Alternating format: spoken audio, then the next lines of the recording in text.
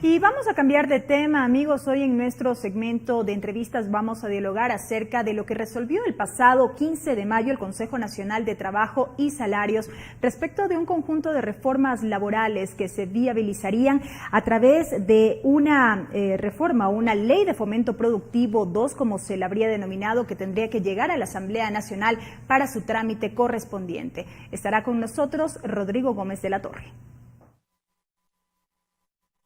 Rodrigo Gómez de la Torre, analista agropecuario, ganadero y político, presidente de la Cámara de Agricultura, representante del sector empleador ante el Consejo Nacional de Trabajo y Salarios.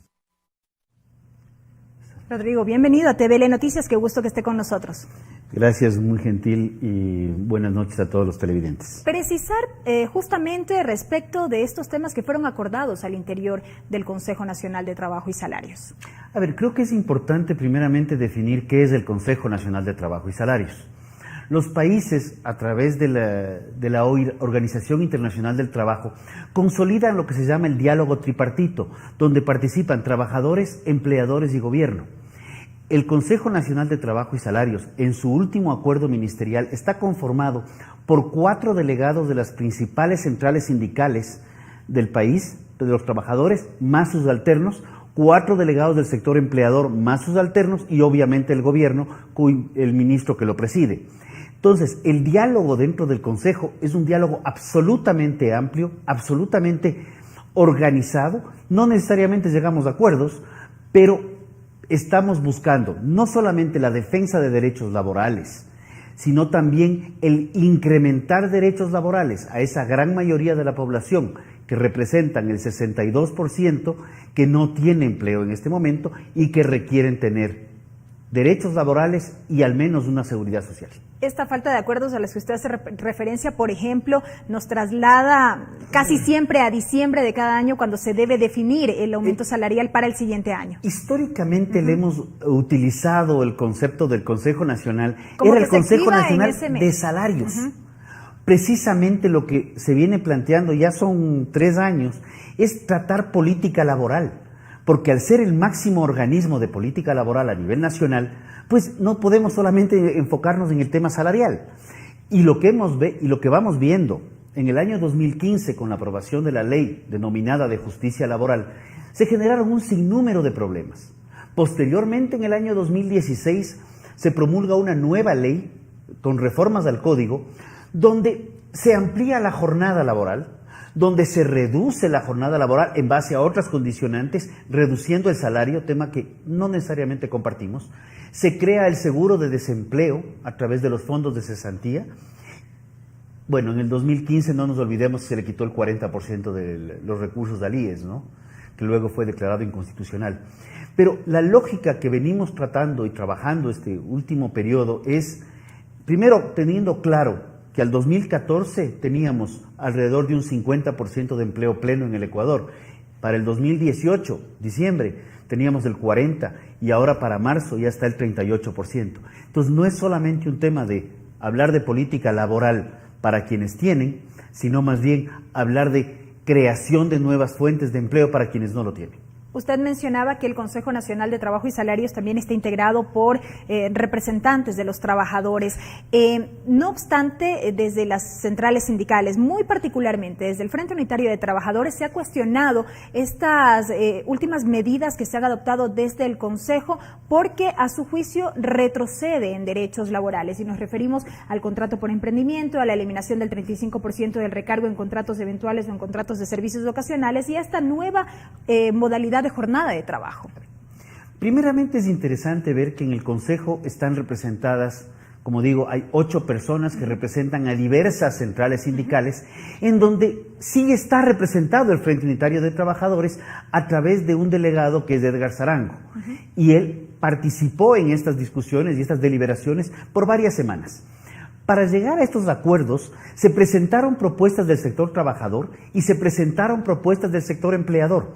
Estas propuestas fueron sistematizadas por el Ministerio de Trabajo y en base a eso se buscó dónde tenemos más cercanía de un acuerdo. Sobre esos puntos de mayor cercanía se vio contrato eventual, te tiene un recargo del 35%. 35% que se va en contra de un precepto constitucional, a igual trabajo, igual remuneración. Si nosotros tenemos una plana de trabajadores estables y viene un contrato eventual, este contrato eventual tiene al momento un 35% de recargo, lo cual genera una distorsión y una injusticia laboral, por decirlo así, con los demás trabajadores que están en planta. Entonces, eso ha generado dos efectos. La inconformidad interna ha hecho que no se aplique el contrato eventual. Por ende, retirar ese 35% es nivelar en derechos a los trabajadores y hacer un contrato aplicable hasta 180 días para personas que quieren trabajar, que son más de 5 millones de ecuatorianos y que no encuentran un empleo pleno. Primer punto. Segundo punto, cuando hablamos del tema del contrato para emprendedores... ¿Qué quiere decir esta modalidad? Es eso, es contrato para emprendedores. Alguien que emprende un nuevo negocio o que hace una nueva inversión y quiere crecer o quiere implementar una nueva línea de su actividad, pues pueda tener una suerte de protección, por decirlo así. En el caso de que contrate gente, estos nuevos empleados contratados tienen todos los derechos laborales vigentes, 13º, 14º, vacaciones. En el caso de terminarse la relación laboral, cumple el 25% de desahucio y obviamente afiliación a la seguridad social. ¿Pero qué sucede si este emprendimiento no le va bien? Si es que este emprendimiento quiebra, le va mal, desaparece, o esta nueva inversión le fue mal y desaparece en un plazo de hasta 3 años, lo que se está planteando es que no se considere el tema como que si fuera despido intempestivo, porque no es un despido intempestivo. El emprendimiento, el negocio, la actividad desaparece. Entonces no hay despido intempestivo. Pero no habría las mismas obligaciones para con los empleados por parte de la empresa, a diferencia de otros negocios. En el caso estamos hablando de nuevos emprendimientos, y para que esto se aplique tiene que haber un programa de inversiones que se autoriza por el Ministerio del Trabajo.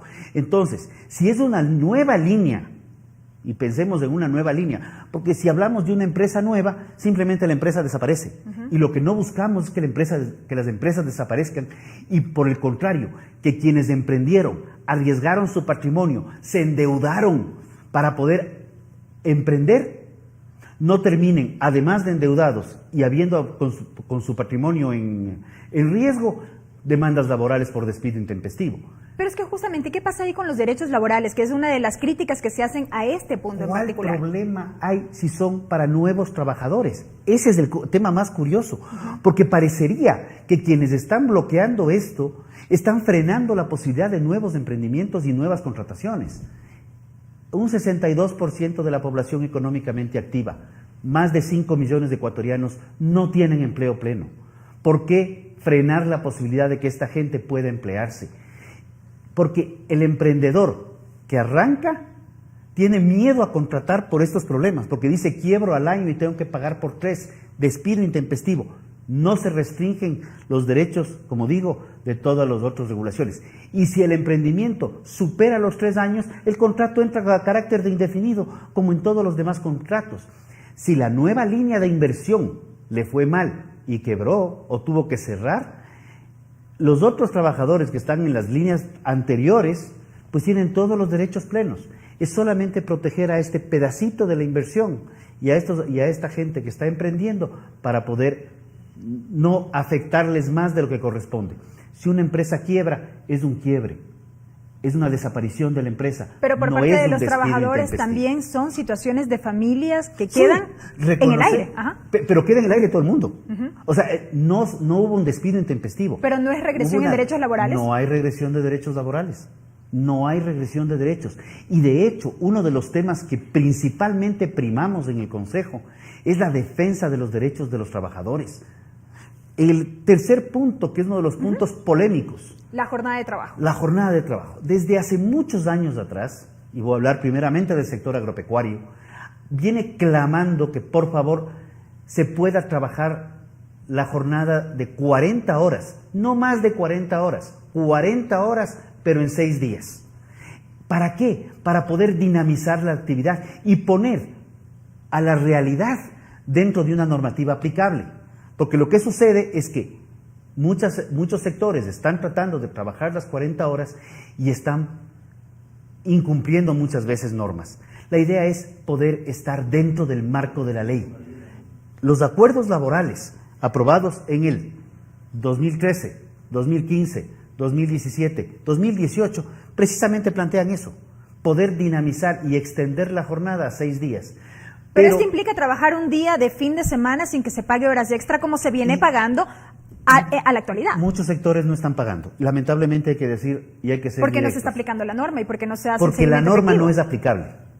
Porque ese es el tema. Las leyes tienen que regular la realidad, no pretender, y aquí estamos en el seno, en la casa donde se construyen leyes, no pretender construir normas y construir realidades desde las leyes. ¿Pero la norma no es clara en ese sentido? La norma puede ser clara en base a una política del año 38 del siglo pasado. En este momento, yo me planteo, qué agradable podría ser el caso de que alguien quiera pagar la cuenta de teléfono el fin de semana, o pueda pagar, inclusive por sistemas electrónicos del CNT está bloqueado fuera de horarios de oficina, no entiendo el por qué. Pero, ¿por qué no tener ciudades más dinámicas, ciudades más modernas? Hablamos de ciudades 24/7. Son absolutamente inaplicables con un código, con una mentalidad de la primera mitad del siglo pasado. Las regulaciones y leyes laborales, al igual que otras, porque no es solamente lo laboral lo que hay que modificar. Tenemos problemas tributarios, hay problemas de tramitología. A pesar de la ley de eficiencia de trámites públicos que está vigente, todavía creamos trámites para ver cómo solucionamos problemas, terminando en generando problemas para solucionarlos. La lógica es la inversa, es buscar mecanismos para dinamizar la actividad laboral.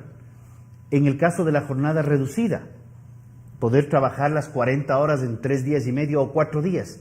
Curiosamente está vigente. El artículo 47.1 del Código del Trabajo determina la posibilidad de acortar la jornada a 4 días, actualmente con 10 horas diarias.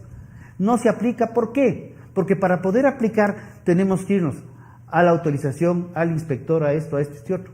Todos estos acuerdos están planteados para generación de nuevas fuentes de empleo y el tema de la jornada está planteada en base a un acuerdo entre las partes. Y uno de los temas que es curioso, porque usualmente vemos el empleador y el trabajador, pero vimos la otra opción. ¿Qué pasa si un trabajador pretende o voluntariamente quiere acogerse a una jornada de 10 horas en 4 días? O de 12 horas en 3 días y pico, porque son 3 días y medio. ¿Por qué no puede hacerlo? Lo cual le permitiría o emprender en un nuevo negocio, viernes, sábado y domingo, o hacer otra actividad. El primer fundamento del trabajo, el primer fundamento sustentado en la Organización Internacional del Trabajo, está entre el acuerdo entre las partes. Justamente, vale aclarar que esto aplicaría previo acuerdo entre las partes y que debe ser viabilizado a través de una forma legal que tiene que pasar por la Asamblea Nacional. Tiene que pasar por la Asamblea. Estamos viendo la posibilidad, y esto lo ha dicho el presidente y lo hemos escuchado varias veces, que el 24 de mayo ingresará la Ley de Fomento Productivo 2. Ecuatorianos, pensemos en la gran mayoría que no tiene empleo pleno, pensemos en la gran mayoría que no está cotizando en la seguridad social, pensemos en dinamizar las nuevas formas laborales. Sin retroceder en derechos laborales. Sin retroceder en derechos. La hora 41 en todos los ámbitos tiene consideraciones de hora extraordinaria de acuerdo al artículo 55 del Código. Pensemos en que los derechos no solamente son para quienes los tienen, sino para toda la población que también los requiere. Correcto. Recalcábamos, evidentemente, estas reformas tienen que pasar por el trámite respectivo al interior de la Asamblea Nacional y ya son una serie de medidas que empiezan a generar resistencia en diversos sectores. Se han anunciado inclusive paralizaciones a escala nacional precisamente por estos temas. Tendremos que ver cómo avanza justamente la discusión. Yo creo que la discusión va a avanzar de manera positiva. Vemos que hay interés, hay mucha gente que quiere trabajar y que la sobrerrigidez laboral que tenemos en el Ecuador no abre esas puertas. La sobrerrigidez laboral no abre puertas a la inversión. Dinamicemos el trabajo, traigamos inversión, generemos producción y qué bueno que tengamos acuerdos con otros países y otras regiones del mundo, porque esa producción tiene que ser ubicada en nuevos mercados. Rodrigo, muchísimas gracias por habernos acompañado en este espacio. La presencia de Rodrigo Gómez de la Torre, quien es representante del sector empleador ante el Consejo Nacional de Trabajo y Salarios en nuestro segmento de entrevistas.